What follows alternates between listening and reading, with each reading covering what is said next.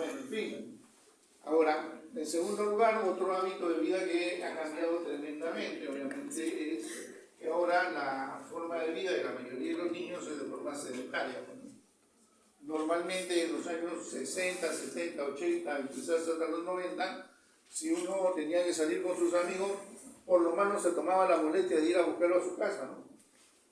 En el siguiente cuadro, ¿sales? ¿No sales? Bueno, ya vamos. ¿A quién le pasa la voz? Alberto, vamos Alberto, a la vuelta, no, Alberto, por lo menos se caminaba para pasar la voz, para salir con los amigos, aunque sea para estar sentado en el parque o estar parado en la esquina, pero pasaba la voz.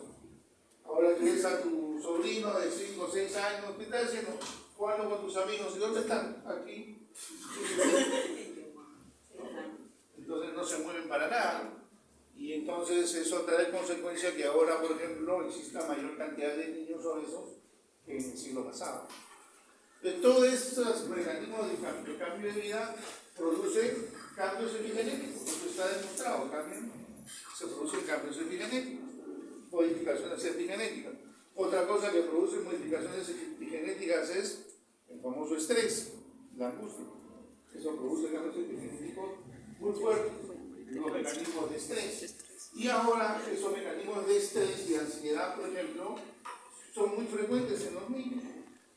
¿Por qué son frecuentes en los niños? Porque los papás, en lugar de ponerle un colegio para que el niño juegue y ahí se divierte, haga lo que, busca un colegio donde diga, no, acá enseñan inglés, también enseñan un poco de computación, y ya salen haciendo algo de matemáticas, que lo meten al niño. Pero el chiquito está 3, 4, 5 añitos haciendo cosas de sumas y restas. En el siglo pasado, 4 años, 5 años, 6 años, 7 años, lo único que se hacía era jugar, nada más. Y uno es otra cosa para mayor, lo que era todo era jugar y hacer diversión. Entonces uno desarrollaba la parte psicomotriz y todo lo demás. Ahora todos esos niños están. ¿Y cómo se fomenta el estrés o la angustia? Porque les dejan alguna tareita o alguna cosa que tienen que continuar en la casa. Se llega el niño a la casa llorando. ¿Por qué está llorando? Es que a mi amiguita le pusieron su buena luna, su angelito tiene la y a mí no hay, entonces yo quiero tener eso. Entonces, vamos a almorzar. No quiero almorzar, quiero hacer mi tarea primero. Porque yo también quiero. Entonces, ya de 4 o 5 años está con eso. La vez pasada llego a mi casa, mi sobrino de 7 años, me dice, 6 años, me dice su mamá, me estás estresando. Esa palabra no existía, ¿verdad? 6 años y ya saben lo que es estrés. Es algo que ha cambiado desde el nuevo siglo. Y este nuevo siglo, lamentablemente, es un mundo más competitivo, en la que cada vez más la fuente laboral y la fuente de profesionales quieren que sean cada vez más mayores o más menores. Te dicen, necesito tecnólogo médico, especialista en laboratorio. Gracias. 25 años de edad, no más de 25 años. Pero te ponen ahí con 2 años de experiencia. Con 2 años de experiencia. Entonces al final así están pidiendo ingenieros, arquitectos, en fin, ¿no? Le ponen ahí, le dicen 30 años de edad, que sea ingeniero tal, ambiental con especialidad en tal, con maestría en tal, aventura o tal cosa. Entonces, obviamente esos niveles de competitividad y competencia hacen porque mucha gente, para buscar una fuente laboral, ¿no es cierto?, que sea por lo menos algo digno, algo que permita vivir dignamente, honestamente, hay una competencia muy fuerte. De ir un par de semanas a la Universidad de Minas Gerais a hacer una pasantía ahí que tenga que ver con alguna enfermedad o que tenga que ver con el desarrollo del cáncer. Por eso que todavía el cáncer no tiene cura, es lo que suelen decir los médicos cuando los entrevistan en una campaña. No le dicen, tomen tal medicamento, no hagan tal tratamiento, tal cirugía, no, siempre todos le dicen, cambien sus estilos. ¿Qué tienen que hacer? Ejercicio, comer bien, no estrés y todo eso. ¿A qué se van a estresar para el examen de los exámenes? No tienen por qué estresarse. Ni para ningún examen. Muy bien eso.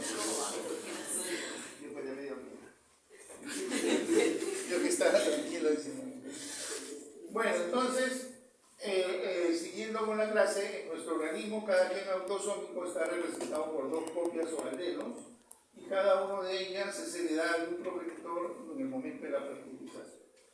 En la mayoría de los casos, los genes de los autosomos se expresan en dos copias, tanto la que procede del padre como proviene de la madre.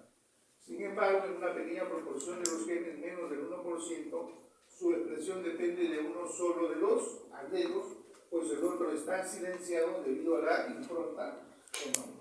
O sea, eso solamente ocurre en menos del 1% de nuestros genes. ¿Ya? Uno de estos genes que se ha estudiado mucho con su producción monoalélica es el gen codificante para el factor de crecimiento insulínico tipo 2, que es el gen IGF-2. Entonces, si yo tengo un cromosoma materno, acá está el gen IGF-2, acá hay un factor de aislador, ¿no es cierto? Entonces, este factor aislador, ¿no? lo que va a hacer al estar presente aquí, a más hacia la derecha hay otro gen, el H19, que tiene un enhancer. El enhancer es una secuencia reguladora que va a promover la expresión del gen. Entonces, cuando en un cromosoma materno esto está de alguna otra manera colocado por un aislador, el enhancer lo que va a hacer es promover la expresión del gen H19 y no del gen IGF-2. Pero si es que en un cromosoma paterno este aislador estaba aquí bloqueando para que se exprese este gen, esto de aquí es metilado. Al estar metilado, entonces lo que va a ocurrir es que el cáncer va a venir y va a promover la expresión del IGF-2 y ya no del H19. ¿Okay? Entonces hay un diferente tipo de comportamiento de la expresión de los genes dependiendo si proviene del padre o de la madre. Entonces la impronta genómico-parental se establece en la gametogénesis, acuérdense. En el momento de la espermatogénesis, ahí es donde se produce la metilación y se produce la impronta. Y en la formación del óvulo es también igual, en la ovogénesis es en ese proceso. En las células somáticas no van a ocurrir específicamente nada en particular en algún momento. Entonces, la impronta o el imprinting es un proceso mediante el cual los cromosomas de origen materno y paterno son modificados químicamente por separado y esto da lugar a la expresión diferente de esos genes dependiendo del origen parental del cromosoma. Entonces, nuevamente volvemos aquí a explicar, ¿no es cierto? Tenemos en este caso el espermatozoide que contiene un cromosoma paterno con improntas, que está de color celeste. El óvulo tiene un cromosoma con esa misma impronta, ¿correcto? Esos son, digamos que aquí se forma el embrión masculino.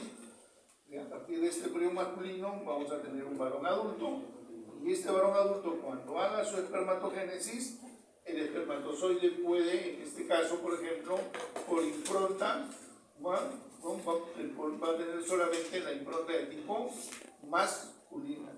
Y en este caso es lo mismo. Se genera el individuo, en este caso es una mujer, ¿okay? Esta mujer adulta, en el momento que hace ovogénesis, los va a generar óvulos con una impronta de tipo femenino.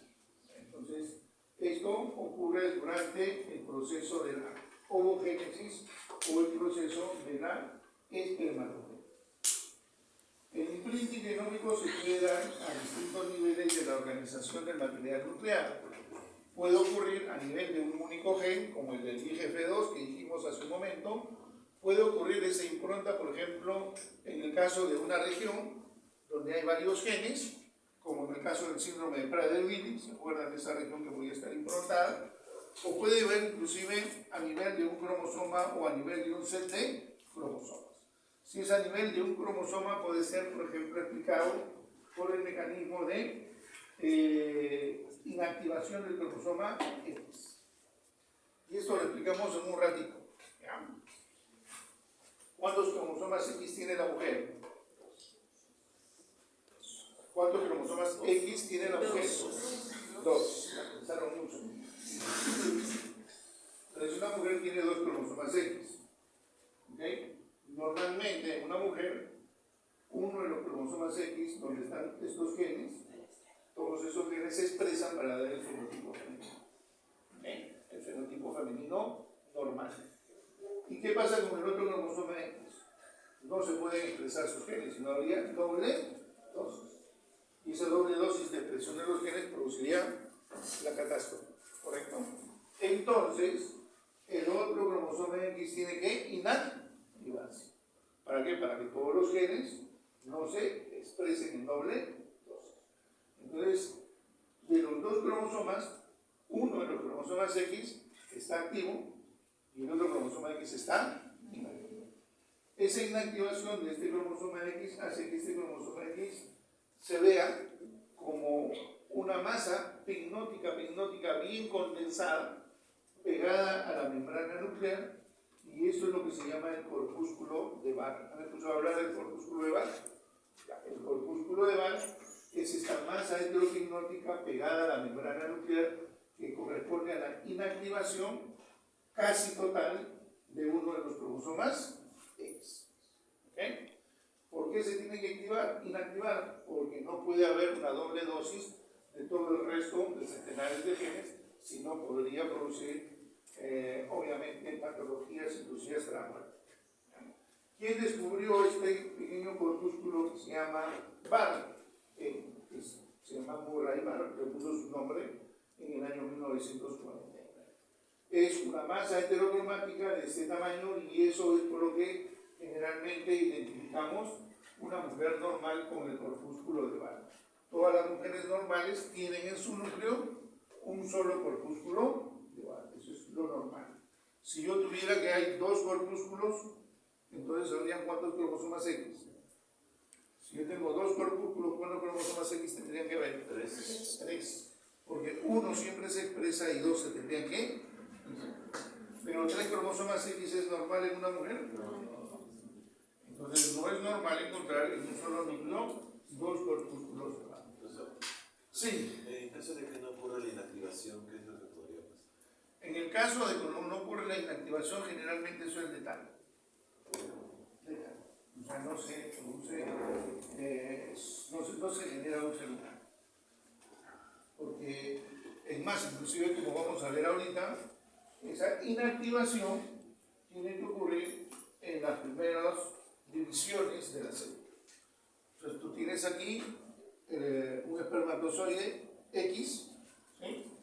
En el espermatozoide X tenemos el cromosoma X, aquí, del espermatozoide, y aquí tenemos el óvulo, ¿okay? Pero en una mujer normalmente hay dos cromosomas X, uno activo, otro inactivo. Cuando se va a producir el óvulo, hay una reactivación. O sea, los dos X están activos. Entonces vamos a tener siempre que la mujer genera un óvulo con X activo. ¿Sí? Entonces cuando se produce la fecundación, tenemos un cromosoma X del papá activo y un cromosoma X de la mamá activo. ¿Correcto? Bien. Cuando estas se empiezan a dividir, ¿cierto? Van a tener los dos activos. Pero cuando se alcanzan 16 células o 32 células, que son el estadio de mórula o de brástula, ahí se produce la inactivación al azar de uno de los cromosomas. Y eso es al azar. Se puede producir, como en este caso, la inactivación de qué cromosoma. ¿Materno o materno? Materno. ¿Okay? Y acá se ha producido la inactivación de quién? Materno. ¿Okay? Ahora, una vez que se produce la inactivación que es aleatoria, es fija. ¿Qué significa fija? Que todas las células que se van a dividir a partir de esta, siempre van a tener inactivo quién? El materno. Y todas las que se van a dividir a partir de aquí, se generan las hijas, van a ser el cromosoma materno que esté inactivo. Entonces la inactivación es aleatoria pero fija. Y eso se produce en los periodos de blastómera o el periodo de mórula. Es el momento en el cual se produce esa inactivación aleatoria al azar. Si no se produce esa inactivación, que se va a ver, se va a ir generando una doble dosis de genes y va a hacer que sea inviable su desarrollo. ¿Okay? Y entonces lo que vamos a tener, este mecanismo de inactivación del cromosoma X. Molecularmente se ha podido observar que en el cromosoma X, en el brazo largo, en la región 2 bandas, la región 1 banda 3 del brazo largo, hay un centro que se llama el XIST. Ese XIST, ¿no?, contiene aquí un centro de inactivación del cromosoma X. Entonces, cuando este gen CIS se transcribe, se genera un RNA. Este RNA es un RNA pequeño que no se va a traducir, sino que se empieza a colocar a lo largo del cromosoma, y esta colocación del RNA a lo largo de todo el cromosoma promueve el mecanismo de metilación de todas las siglas CPG que están a lo largo del cromosoma, produciendo su inactivación. Entonces vamos a tener que este gen CIS produce un RNA que no se va a traducir, sino que este RNA de 19 kilobases, que es procesado pero no traducido, se coloca a lo largo del cromosoma X, produciendo su inactivación. Generalmente una metilación de la lisina 27 de la histona 3 también va a participar en este mecanismo de inactivación. Entonces, todos estos procesos de inactivación se pueden realizar por metilaciones del cromosoma X, ¿no? En este caso, cuando está en el estadio de 8 células, se produce la metilación de la lisina 4 de la histona 3, y en el estadio de las 16 células, la metilación de la lisina 27 de la histona 3. Y eso es lo que hace que se inactive casi completamente el cromosoma X. Hay 10 o 20 genes que son importantes para el desarrollo del fenotipo de la mujer, que básicamente tienen que estar en doble dosis.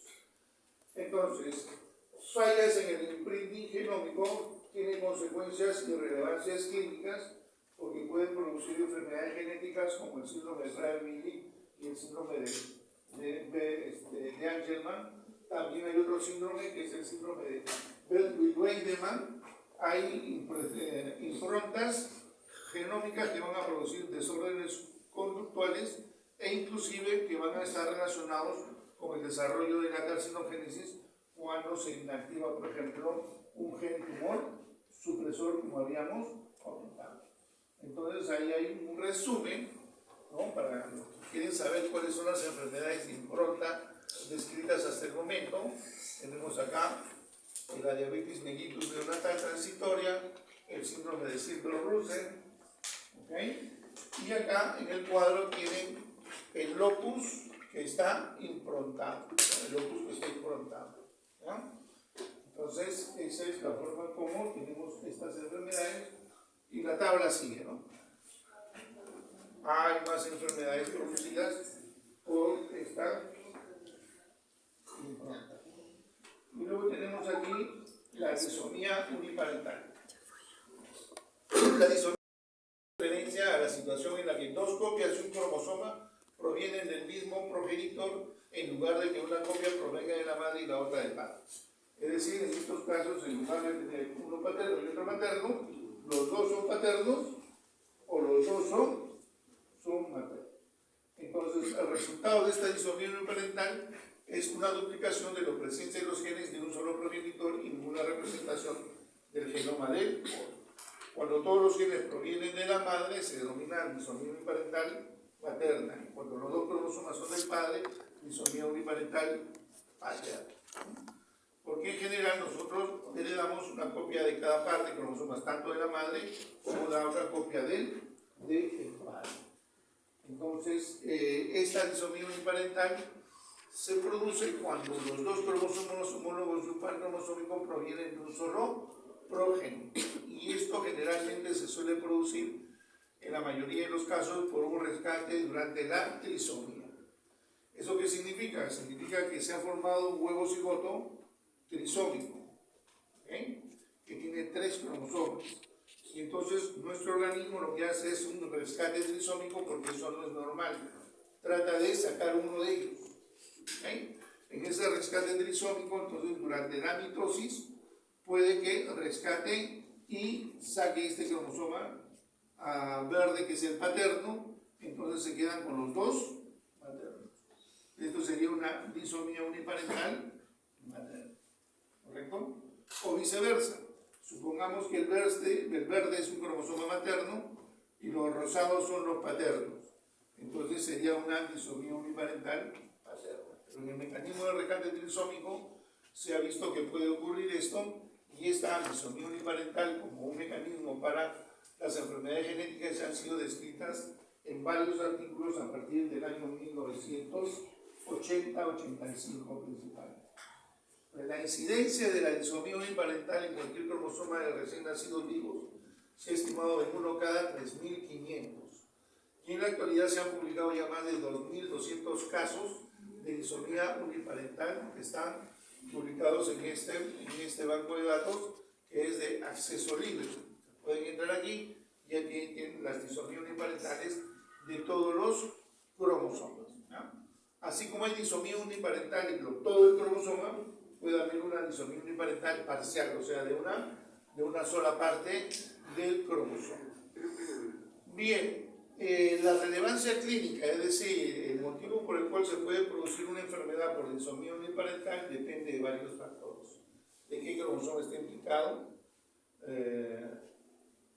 qué regiones presenta sujetas a imprinting, de que esté asociado a un mosaico o a una línea trisómica, o si es que proviene de homocigosidad de mutaciones recesivas.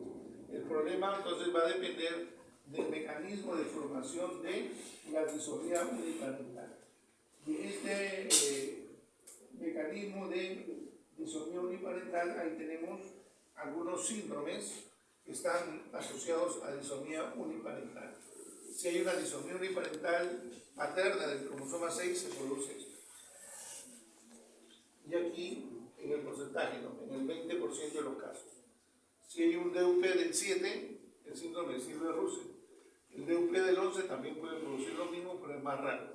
El 11 es con el Dierwig-Weidemann, el 14 es el síndrome de Temple, y así tenemos varios síndromes, como por ejemplo la disomía uniparental materna, Prader-Willi, la disomía uniparental paterna, el síndrome de Hansen. Y así hay muchas enfermedades que se producen entre la disomía uniparental, que también tiene una relación, esta disomía uniparental, con la impronta genómica, porque va a verse qué tipo de gen, si proviene de la madre o proviene del padre, va a estar improntado o no va a estar improntado. ¿Cuál es el mecanismo de formación de estas disomías? Principalmente un rescate trisómico, ¿no? Esta es la más frecuente. Es decir, un espermatozoide o un gameto que tenga 2 cromosomas 7, y acá hay un cromosoma 7, se tiene la trisomía 7, y entonces aquí hay un rescate de los cromosomas. ¿Se ha eliminado quién? El cromosoma de origen, supongamos materno, entonces acá tenemos los 2 cromosomas, que sería una disomía uniparental. En este caso estamos hablando de una heterodisomía, o también puede ser una isodisomía, si es que ambos cromosomas provienen de la misma línea. Menos frecuente es la complementación gamética, es decir, un óvulo que no tenga un cromosoma y el espermatozoide que tenga 2 de ese cromosoma 7. Entonces tenemos acá un cigoto que tiene los 2 cromosomas, pero que proviene de solamente, en este caso, de la vía parental. Puede ser heterodisomía o isodisomía. O un rescate de la monosomía, es decir, que se tenga un huevo cigoto que le falte un cromosoma, y para que sea viable se genera el siguiente cromosoma, entonces tenemos acá una isodisomía. ¿Por qué es una isodisomía? Porque los 2 cromosomas son exactamente iguales. ¿Ya? En la heterodisomía los cromosomas no son exactamente no son exactamente iguales. ¿Ya? Vamos a ver.